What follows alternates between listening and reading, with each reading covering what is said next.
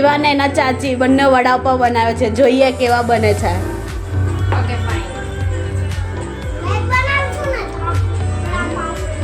તમારા માટે શું બનશે? French fries. રીવાના બા પૂછે છે કે આ શું દેશી આવ્યું. બસ બસ. એક સાસુ વહુને શીખવાડે કેટલું તેલ પૂરવવું. રીવાના ચાચી જરાક જો તો સ્માઈલ આપો તો.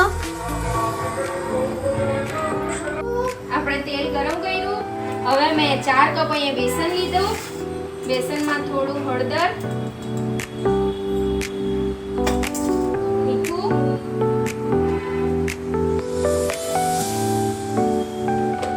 અને એને પાણી વડે મિક્સ કરી દઈએ ત્યાં સુધી આપણું તેલ ગરમ થઈ જાય.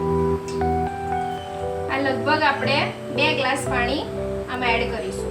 મેં વડાવાના માટે ચણાનો લોટ તૈયાર કર્યો છે. પેટવું છે અને જો આટલી થીક તમે રાખી શકો છો જેથી ઇઝીલી વડા એમાં એબ્ઝોર્બ થઈ શકે. રેડી કરી દીધેલા છે ગોળ બનાવીને અને તેલ બી થઈ ગયું છે. એક વડાને અંદર ડીપ કરશું. હલકા લાઈટ બ્રાઉન જેવા આપણે વડા થવા દઈશું જેનાથી આપણને બેસન કાચું ના લાગે. આટલા બ્રાઉન બરાબર. અને સુરતી લાલા છીએ આપણે તો વડા સાથે આપણને મરચાં તો જોઈશે જ. આ મરચાંનું બનાવ્યું છે કટિંગ કરીને. આમાં થોડું પાણી અને મીઠું નાખ્યું છે જેનાથી આની તીખાશ થોડી ઓછી થઈ જાય. અને આને હલકા હાથે નાખીશું.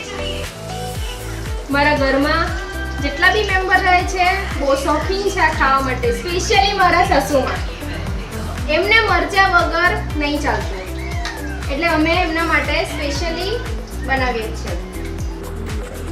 હવે તમે મને કહો કે હવે કોને કોને ભાવે મરચાં, કારણ કે આના વગર તો પાઉં વડા મક્કામાં કહેવાય આપણા. ગ્રીન વડાપાઉંની ગુજરાતી ટેસ્ટી રેસીપી. જો તમને વિડીયો ગમ્યો હોય તો તેને લાઈક કરો અને ચેનલને સબસ્ક્રાઇબ કરો. Thank you.